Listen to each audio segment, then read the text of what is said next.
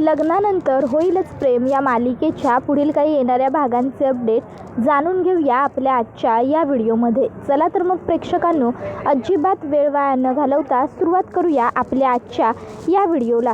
तर आता आपण इथे पाहणार आहोत की धनंजयच्या लक्षात शारदा त्याची चूक आणून देते आणि धनंजय आता सपोर्ट करायचं ठरवतो जीवाला, नंदिनीचे डोळे उघडायचं ठरवतो. त्याचबरोबर आता दुसऱ्या बाजूला काव्य आणि पार्थचं सुद्धा हळूहळू सगळं काही रुळावरती येत चाललं आहे. आता नेमकं काय कसं घडतं हे जाणून घेऊया.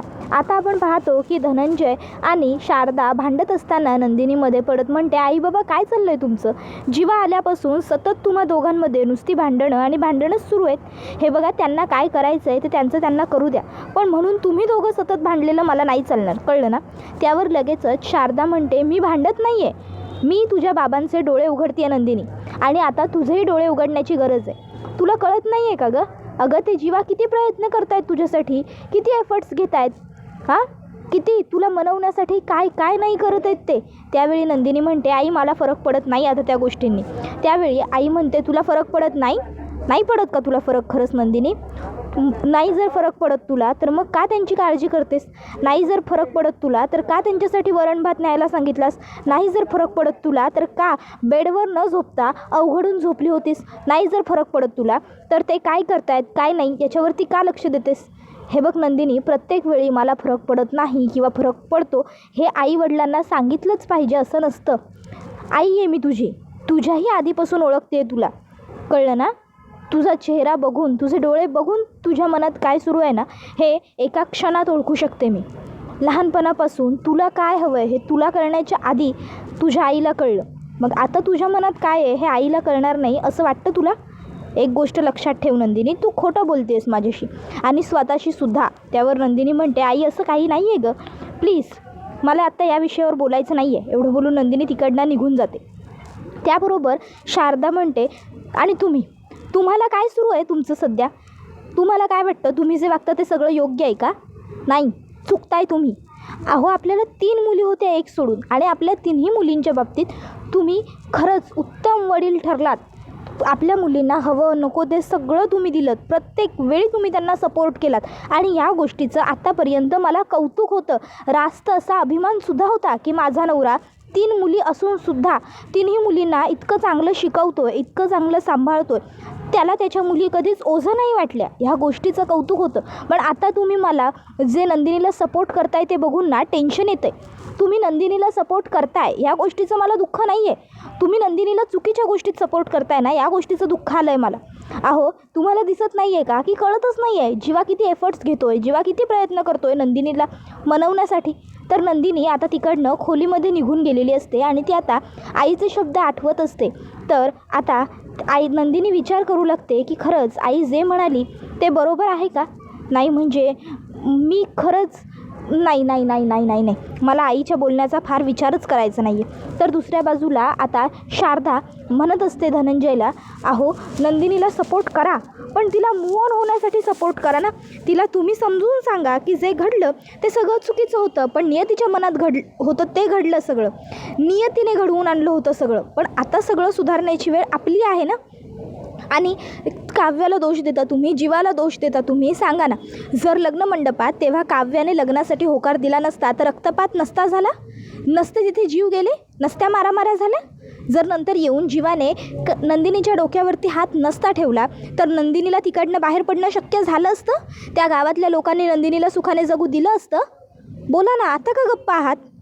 धनंजय, जर प्रश्नांची उत्तरं नसतील ना तर समोर जी रिॲलिटी आहे ती स्वीकारायला शिका, कारण समोरची परिस्थिती स्वीकारून त्या परिस्थितीनुसार निर्णय घेणं आणि त्यात पुढे जाणं हे माणसाला जमायला हवं.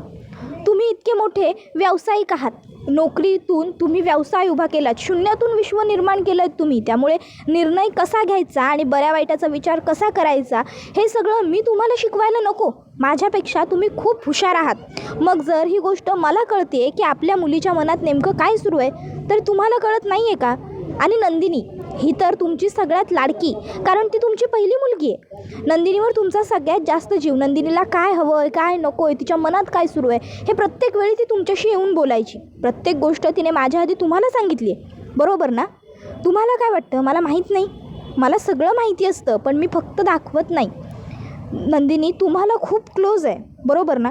मग तुम्हाला दिसत नाही आहे का तिच्या डोळ्यातलं तिचं प्रेम? तुमचं तिच्यावर प्रेम आहे, मंजूरच आहे. तिच्या डोळ्यातलं प्रेम तुम्हाला कळत नाही आहे. कळतं आहे का? तुम्हाला फक्त वरवरती जे भासवती आहे ना तेवढंच दिसतं आहे धनंजय. आता धनंजय म्हणतो की नाही, असं काही नाही आहे शारदा. आणि राहिला प्रश्न मी मोठा व्यावसायिक किंवा उद्योजक असण्याचा, तर एक व्यावसायिक आणि उद्योजक म्हणून मी फक्त प्रॅक्टिकली विचार करतो. नफा आणि तोटा इतकंच दिसतं मला.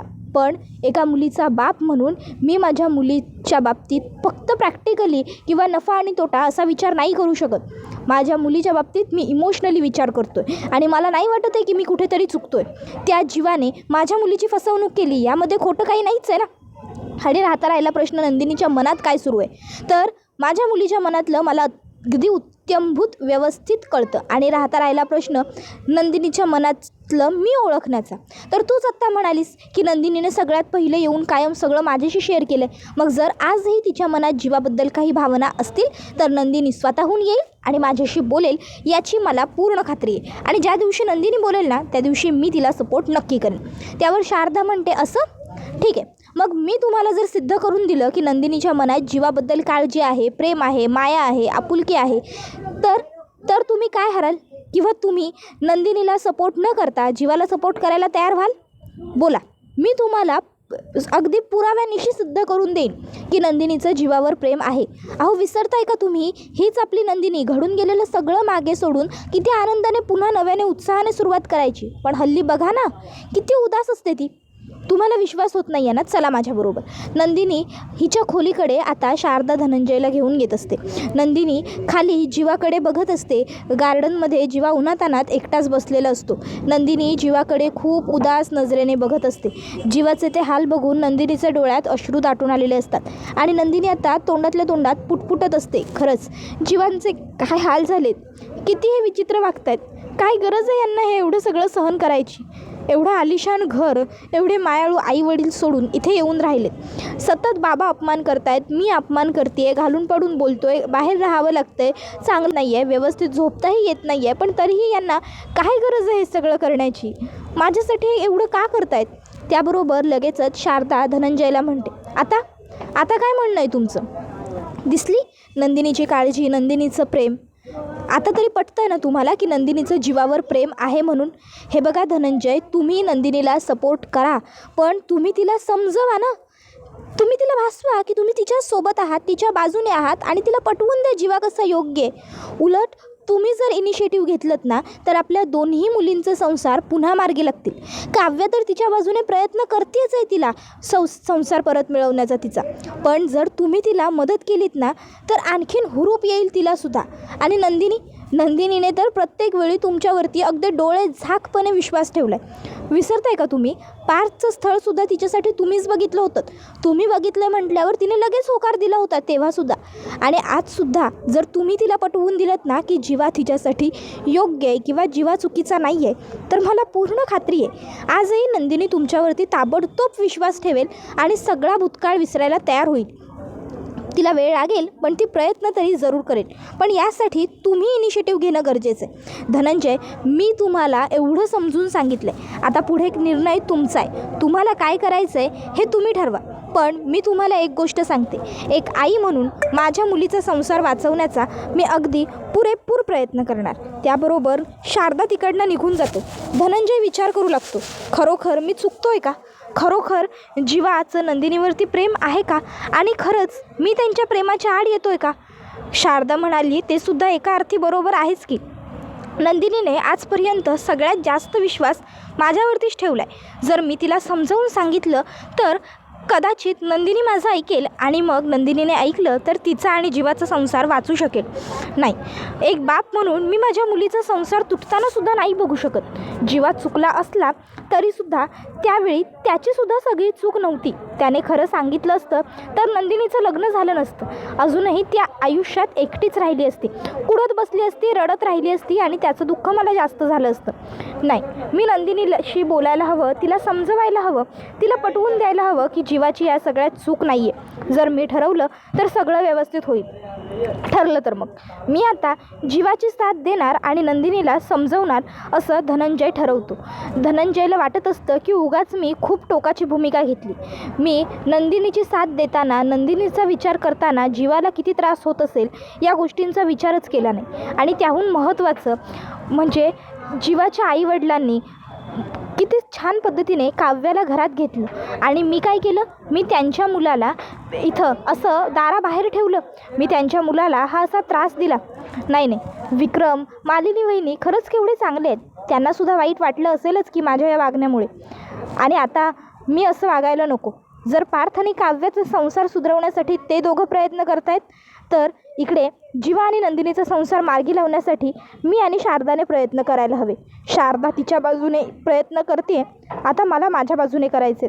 तर दुसऱ्या बाजूला आता काव्या ही सुंदर गुलाबी आणि आकाशी रंगाची साडी नेसून तयार झालेली असते आणि आता ती लगेचच तिच्या बोक्याला म्हणत असते, बोक्या चला, आता आपला मेकअप तर झालेला आहे. आता पार्थ देशमुखांची विकेट पाडायला त्यांच्या रूम बाहेर जायला हवं. आता वाजलेत किती? आता 9:15 वाजलेत. म्हणजे पार्थ देशमुख ऑफिसला जायला निघाले असतील. काव्य आता पार्थच्या खोलीबाहेर चाललेलीच असते.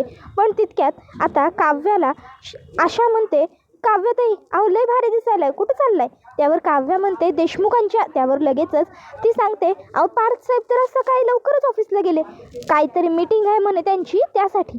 त्यावर मग काव्य म्हणते, काय देशमुख ऑफिसला गेले? त्यावर ती म्हणते, अहो हो, बरं चला, मला त्यांचीच खोली आवरायची आहे, मी आली साफसफाई करून.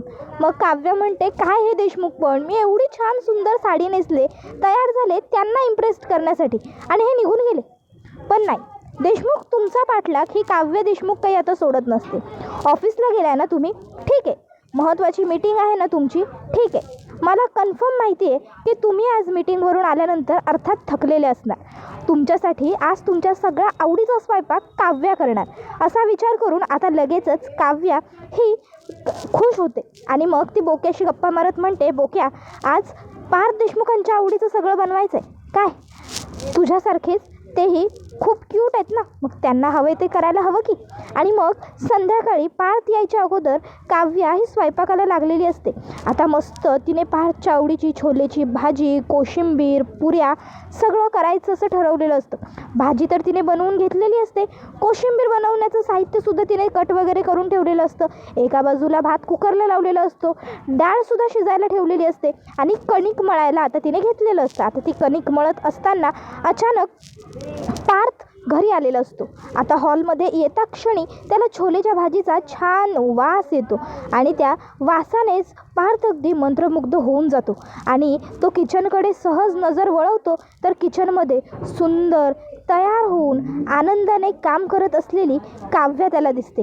पार्थची नजर आता काव्यावरती पडते. आता काव्य ही पार्थ घरात आलाय हे बघते, पण ती मुद्दामून कानाडोळा करते आणि पुन्हा ती तिच्या कामामध्ये रमू लागते. आता काव्या स्वयंपाक करत असताना गुणगुणत सुद्धा असते. आता काव्या हिचे केस अलगद तिच्या गालावरून पुढे आलेले असतात. आता काव्याचे ते अलगद गालावरून पुढे आलेले केस, तिची ती सुंदर साडी, तिचा तो गोरा गोरा रंग, तिचं ते मनमोहक रूप पाहून पार्थ किचनमध्ये येतो. काव्याचं ते रूप बघून पार्थ तर पूर्णपणे घायल होऊन गेलेला असतो. काव्या काम करत असते, तिचे ते केस सतत तिच्या गालावरती येत असतात आणि त्यामुळे काव्याला स्वयंपाक करताना डिस्ट्रॅक्ट व्हायला होतं हे पार्थच्या लक्षात येतं. पार्थ आता पटकन पुढे सरसावतो आणि काव्याच्या गालावरची ती केसांची बट अलगदपणे बाजूला करतो. ती बट बाजूला करून आता पार्थ काव्याकडे पाहत राहतो. काव्यसुद्धा एकटक पार्थकडे पाहत असते. दोघं एकमेकाच्या नजरेत पूर्णपणे हरवून गेलेले असतात.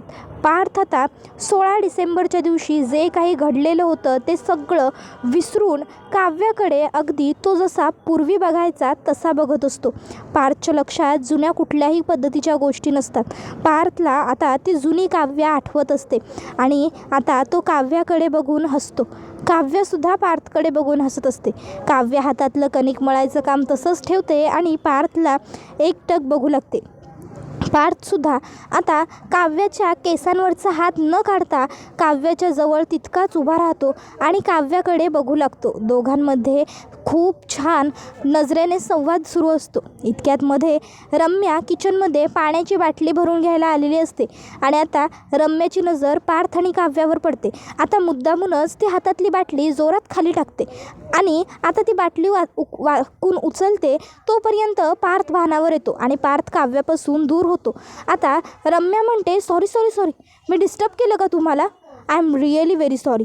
मला वाटलं 16 डिसेंबरनंतर जे काही घडून गेलं आहे त्यामुळे आता काही आपल्या घरात पुन्हा असा कुठे रोमॅन्स पाहायला मिळणार नाही. नाहीतर मी आलेच नसते इथे किंवा बघून आले असते. पार्थ, तू इतक्या सहज विसरलास ते सगळं? मला वाटलं नव्हतं तू विसरशील. त्यावेळी पार्थला पुन्हा एकदा 16 डिसेंबरच्या त्या दिवसाची आठवण रम्याने करून दिलेली असते आणि त्यामुळे मग आता लगेचच पार्थ हा तिकडनं रागारागात निघून जातो. आता पार्थ ना रम्याला काही बोलत ना काव्याला काही बोलत. आता हे सगळं रम्याने मुद्दाम केलं पार्थला हकलवण्यासाठी. ही गोष्ट काव्याला कळलेली असते. काव्या लगेचच रम्याकडे जाते आणि लाटणं हातामध्ये घेऊन जाते आणि रम्याला म्हणते, रम्या, तुला ह्या लाटण्याने सरळ करायला ना मला फार वेळ लागणार नाही. असं लाटणं मारेन ना डोक्यात, बरोबर तुझं टाळकं सगळं ठिकाण्यावर येईल. मी ना काव्य आहे, काव्या. लहान असल्यापासून मी अशीच आहे. ही गोष्ट कायम लक्षात ठेवायची. आणखीन एक महत्त्वाची गोष्ट, आता पुन्हा तुझ्या हाताला मसाज करून द्यायला किंवा एक्सरसाइज करून घ्यायला तुझ्याकडे पार्थ येणार नाही आहेत, कारण आता मी आली आहे ना. त्यामुळे आता तुझी मसाजही मीच करणार आणि तुला एक्सरसाइजसुद्धा मीच करून देणार आणि दुखापतसुद्धा मीच घडवून आणू शकते. त्यामुळे पुन्हा माझ्या मध्ये आणि माझ्या नवऱ्याच्या मध्ये येण्याचा प्रयत्न करू नकोसा, काळी मांजर. त्याबरोबर लगेचच रम्या म्हणते, काय म्हणालीस? त्यावर काव्या म्हणते, काळी मांजर म्हणाली तुला. नाही का असं म्हणतात, काळी मांजर अडवी जाते, काळी मांजर अडवी जाते. पण तो बिचारा ना मुका प्राणी आहे. तुझ्यासारख्या माणसांना खरं तर असं काहीतरी नाव दिलं पाहिजे. काळी मांजर म्हणून मी काळ्या मांजरीचा सुद्धा अपमान करेन. एक गोष्ट लक्षात ठेवायची आहे रम्या, आज माझ्या आणि देशमुखांच्या मध्ये आलीस, पुन्हा जर माझ्या आणि देशमुखांच्या मध्ये आलीस ना तर तुझी गाठ माझ्याशी आहे. ह्या काव्या पार्थ देशमुखशी. नाही, सॉरी, फक्त काव्या पार्थ देशमुख नाही, देशमुखांची लाडकी काव्या, मिसेस काव्या पार्थ देशमुख, बोक्याची मांजर. समजलं ना? त्यामुळे पुन्हा माझ्याकडे यायचं नाही. काव्यार्थ आठवतं आहे ना? पार्थने माझ्यासाठी बनवलेलं मंगळसूत्र. जसं ते मंगळसूत्रात आमचं नाव एकत्र होतं ना, आम्हीसुद्धा दोघं आयुष्यभर तसेच एकत्र राहणार आहोत. त्यामुळे आम्हाला वेगळं करण्याचा प्रयत्न करू नकोस. त्यामध्ये तुला यश कधीच येणार नाही. निघ इकडनं, चालती हो. मी माझ्या लाडक्या नवऱ्यासाठी स्वयंपाक बनवते. त्याबरोबर रम्या म्हणत असते, काव्या तू? त्याबरोबर काव्या म्हणते, जातीयेस की? त्यावर रम्या म्हणते, हो जातीये. तसंही मला काही इथे तुझ्याशी बोलत बसण्यात इंटरेस्ट नाही आहे. मी माझ्यासाठी पाणी घ्यायला आले होते. मी पाणी घेऊन निघणारच आहे. रम्या पाणी घेते आणि तिकडनं निघते. खरं तर रम्या आता काव्याला जरा घाबरलेलीच असते. त्याबरोबर आता हा व्हिडिओ इथेच संपतो. व्हिडिओ आवडला असेल तर व्हिडिओला लाईक करा.